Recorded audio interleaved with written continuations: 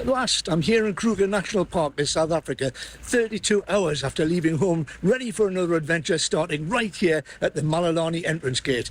I'm just about to check in before crossing into the park for 22 glorious days filming, which I'm going to record as many animal encounters as possible to share with you, my friends and followers.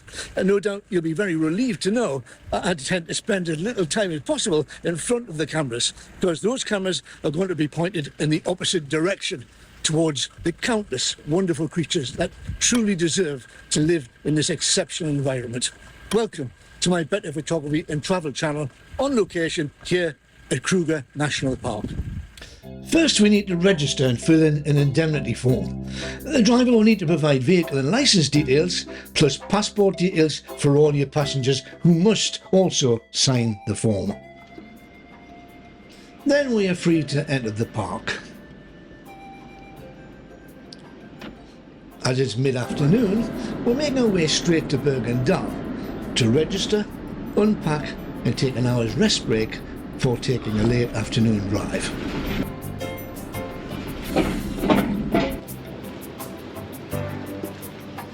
It only takes a minute or two to register, and then you'll find your key waiting for pickup. There's a restaurant facility serving local food. A one-stop store with all the basics available.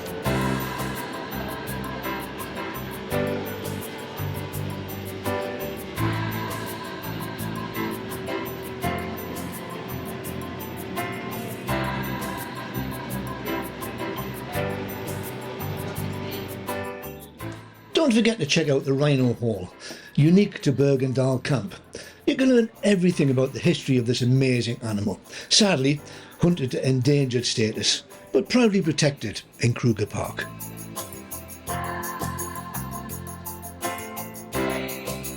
Now, onto our accommodation. Our 3-night stay will be in one of the Berg En Dal's brick-built bungalows.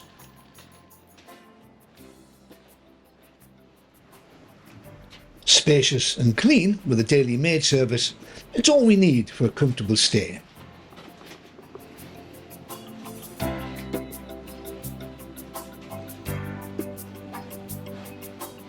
Now for a quick unpack and a short rest before setting out to meet our Kruger friends for the last few hours of the day.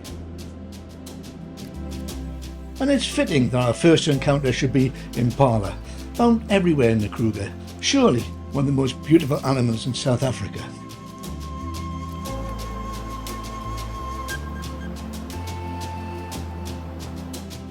And a lilac-breasted roller, surely one of the most beautiful birds in South Africa.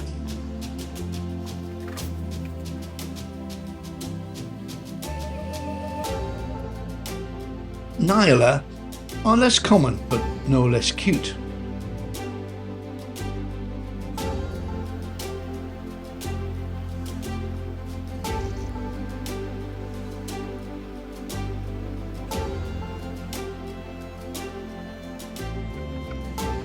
But to find what we're really looking for, we need to go onto one of the hundreds of rough roads, and there are none rougher than those in the Berg En Dal area. The first signs that we're on the right track is this red-billed hornbill raking through dung for bugs. And then, our first elephant sighting, always a thrill.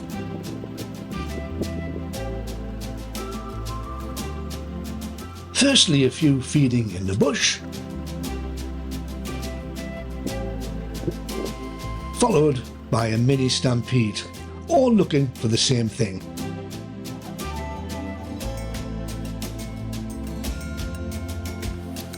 Water.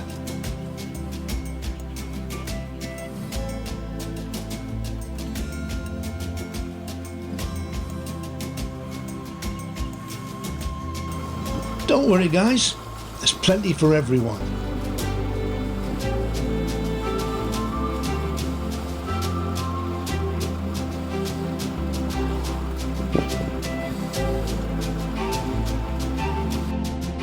And this is the point where 32 hours of travel took its toll on us. And for us, It's a drive towards the fast setting sun. And an early night, ready for an early start tomorrow.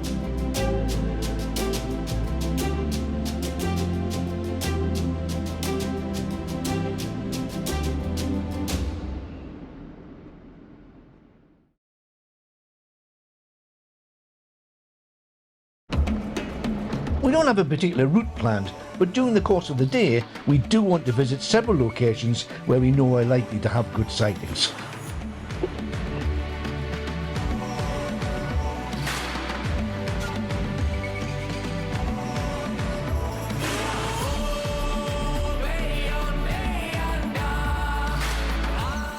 Berg En Dal, meaning mountain and dale, is aptly named.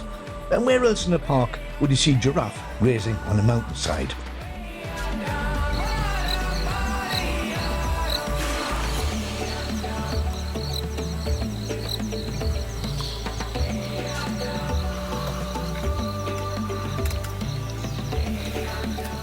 It's common to see hyena lazing roadside in the early morning sun, and a huge bonus to see two cubs with their mother.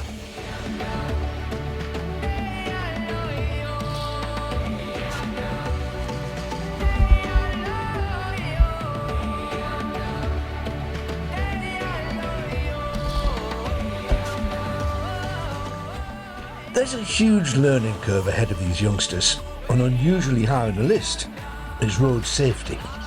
Where mum goes, the cubs follow.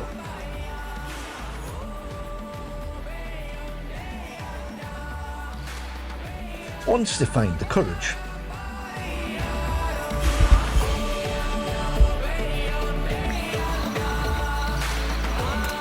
grazing starts early for this impala herd, and once toilet requirements are concluded, they're ready to face the day.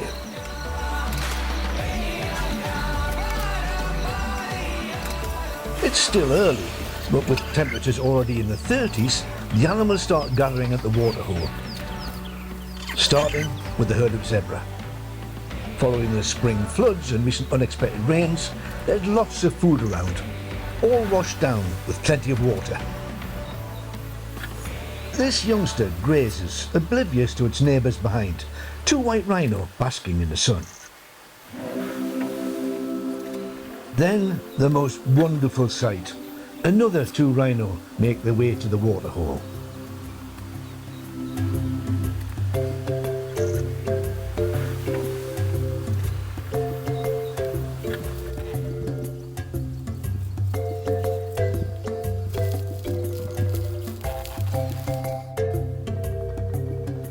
These animals living together in harmony is a lesson we could all learn from. Plenty for all, and no one taking more than they need.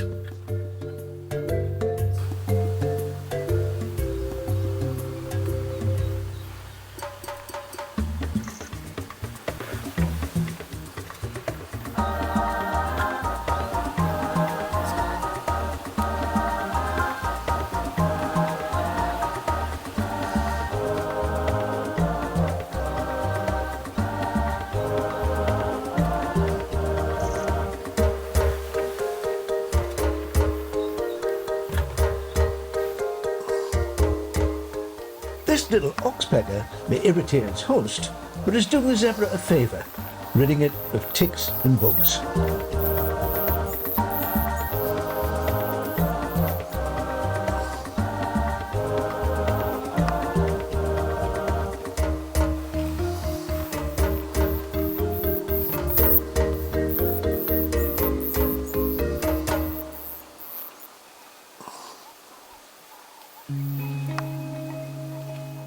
After a long drink, a wallow in the mud bath fits the bill, cooling the rhino down and protecting the skin. After all, in a group of rhinos, a girl needs to look her best.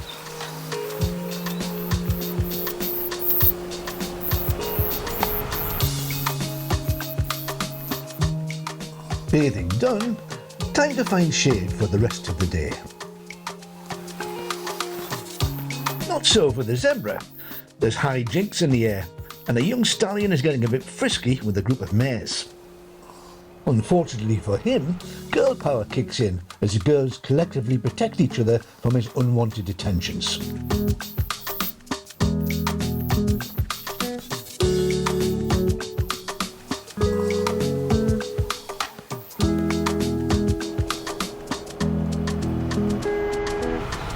time to step back and consider his options. Just pretend to graze. Sneak up. Nothing happening here, girls. No, nearly, but not quite.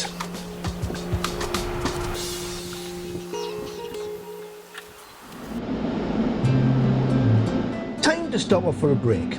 And where else but Ashfall? A firm favourite for a bathroom break, stretch of the legs and good food at a great price.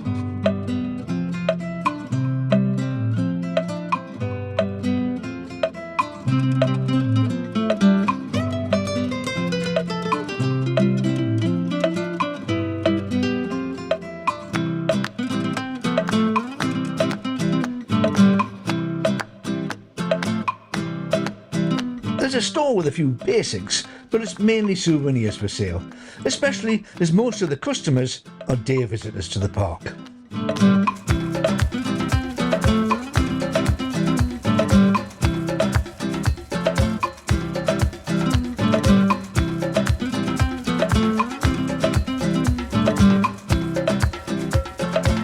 Food and drinks ordered at the kiosk.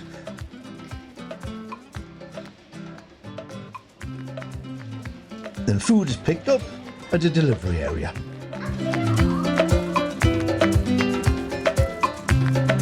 There's a lovely picnic area, and you can always hire a scuttle if you want to cook your own breakfast. We opted for coffee and a very generous cheese scone. Remember to keep an eye on your food, because in the blink of an eye, you could be staring at an empty plate. There are those who, given a chance, will snatch your food, so never leave the table unattended.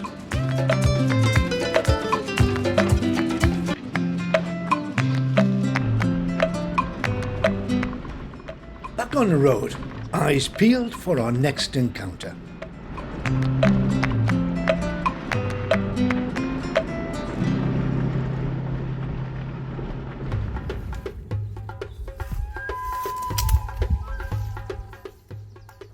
The rains have provided plenty of fresh green foliage for this impressive elephant.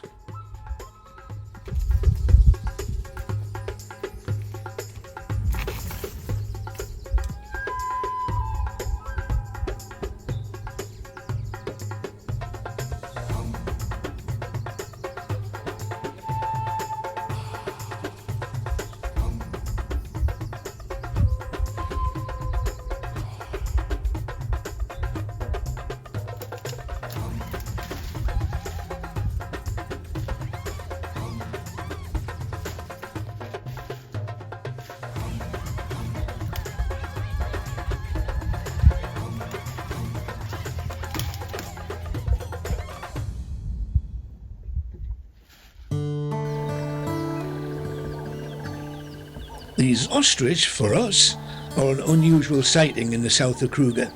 Our previous sightings have usually been around Satara and camps much further north.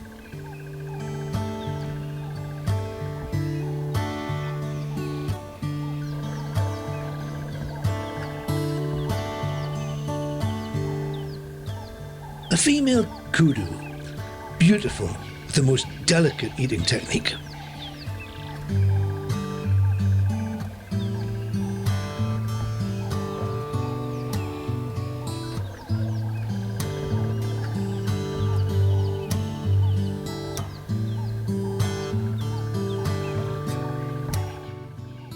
I think I may have been spotted. A yellow-billed stork. That's the beauty of Kruger. You never know what you'll find around the next bend. Like this lilac-breasted roller, scanning the ground for bugs. Then, the holy grail of almost every visitor to the park, a big cat.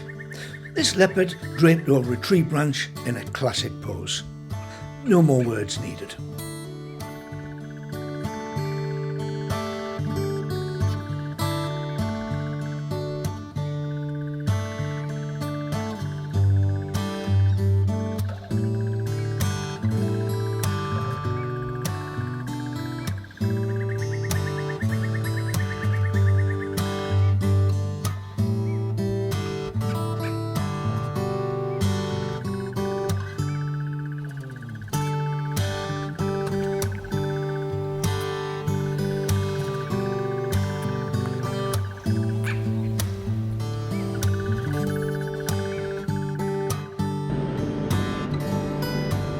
Well, that was a great start to the trip.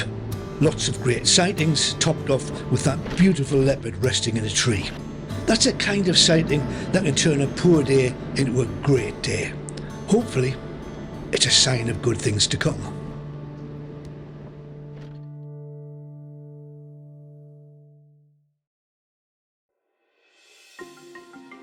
Another early start, and after a good day yesterday, we decide to repeat the experience in the hope that we can spot the big five in just one day. And we were excited that the first sighting of the day was an elephant foraging, so we chalked this one off as the first of our big five sightings. Now only lion, leopard, rhino and Cape buffalo to find. No easy feat, but we're really fired up for the challenge.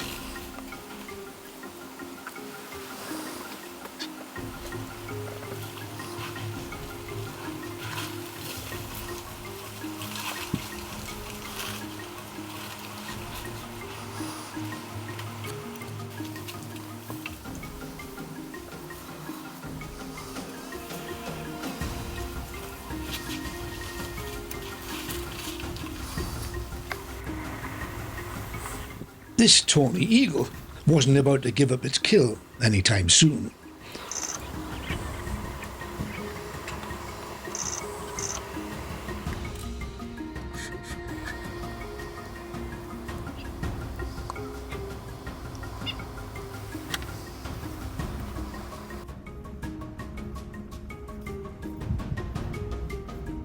More elephant. This one with itchy feet. Sometimes it just got to scratch.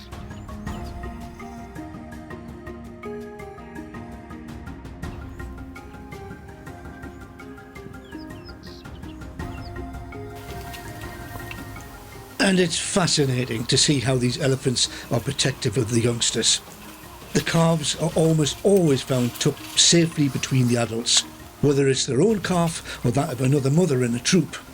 The adults will always work together to give protection to the youngsters.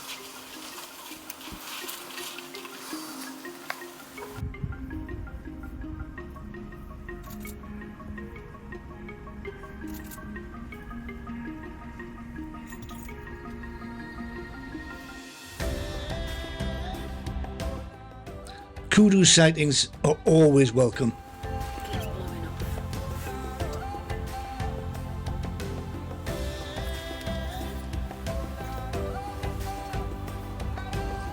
Especially when this magnificent male makes an appearance.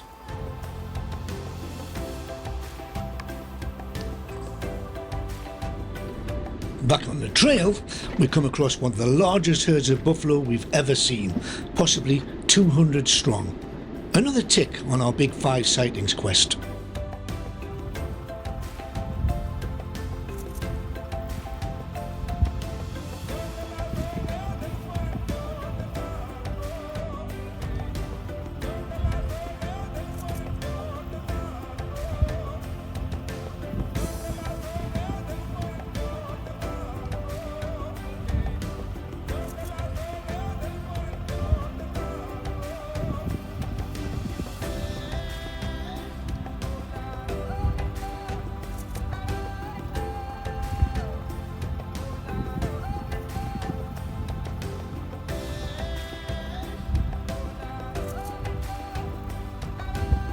Things start to get even more exciting with a short sighting of this leopard walking into the bush.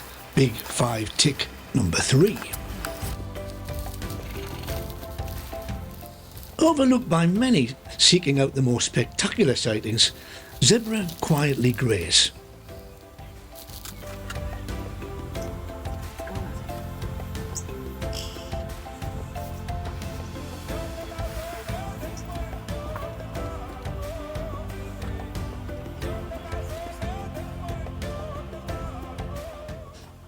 And as temperatures rise, impala seek relief at the waterhole, ignoring the happy warthog taking a cooling mud bath right behind them.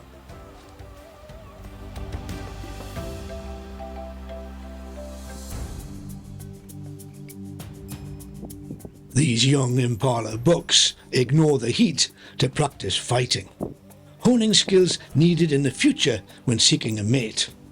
In order to mate, you need to be the best fighter.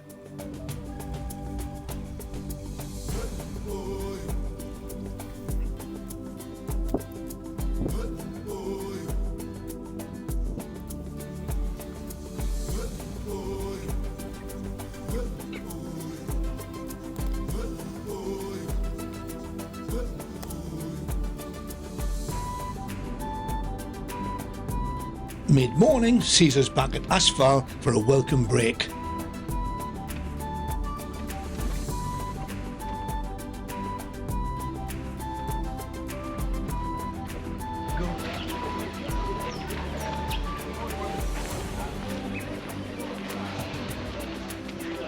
So I joined the queue to order brunch.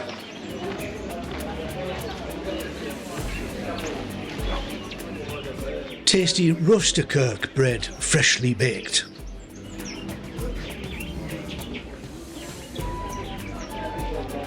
And free samples for a lucky few. Would you like Delicious. Yeah. We got a sourdough bread here. Yeah. Americano cappuccino? No. 5 roses too. More than enough to keep us satisfied till dinner. But we're now on a mission, and we hit the road, seeking out the 2 sightings needed to complete our task, rhino and lion.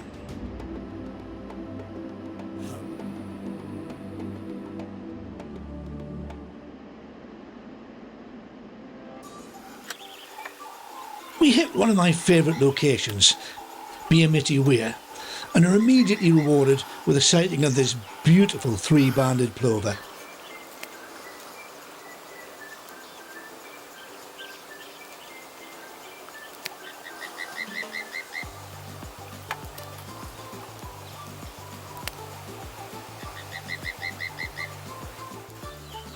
And this lilac-breasted roller watching over the waterline.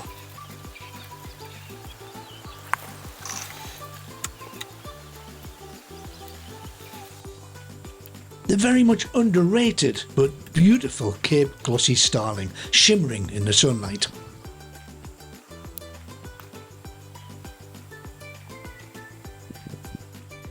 Then, in a rocky area near to the weir, a pride of lions doing what they do best, lazing in the sun. Time to just sit back and watch this family interaction.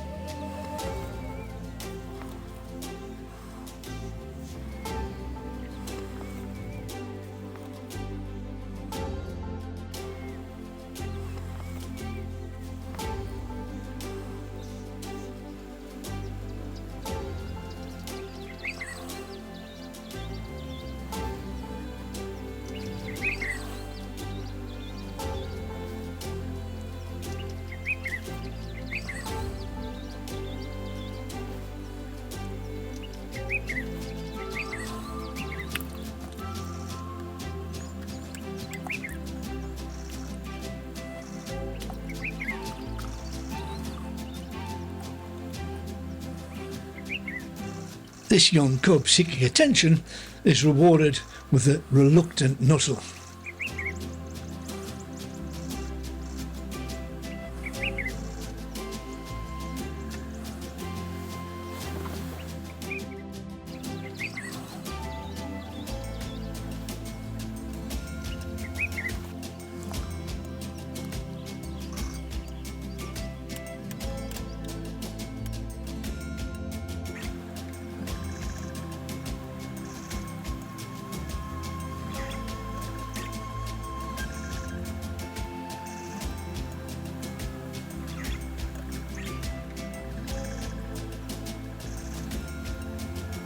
It's a thirsty business, raising youngsters.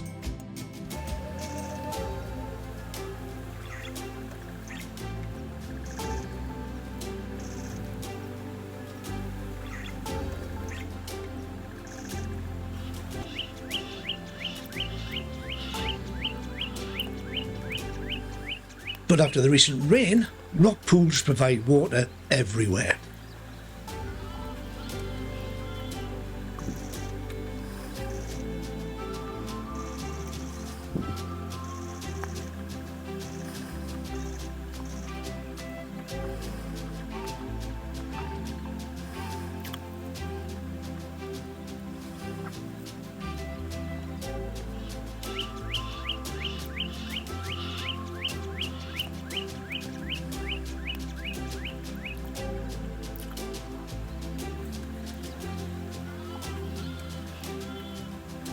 Leaving this wonderful family group, we head back to the weir, following a noise that's unmistakable at every waterhole from this pair of Egyptian geese, one of the angriest, noisiest birds in the park.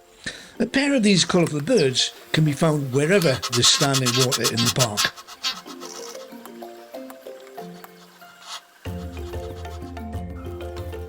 And this little mongoose, ever alert, watches on from the rocks.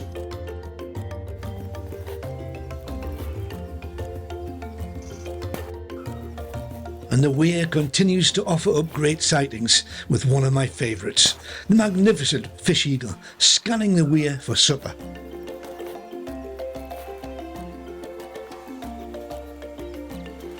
More elephant. But with just one more sighting to complete our Big Five quest, we need to move on to find rhino.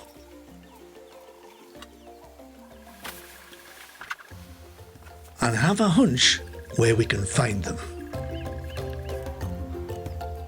And a quick check on these hyena enjoying the warmth of the late afternoon sun.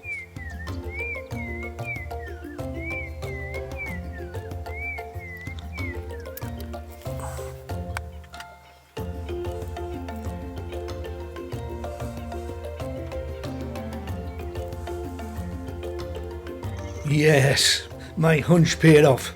At the very last minute, this wonderful creature completes our Big Five challenge.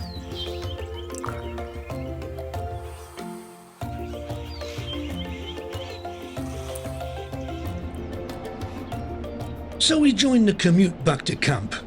Our stay in Berg En Dal has been everything we hoped for, and we cannot wait to move on to new adventures starting tomorrow with our move to Skakusa.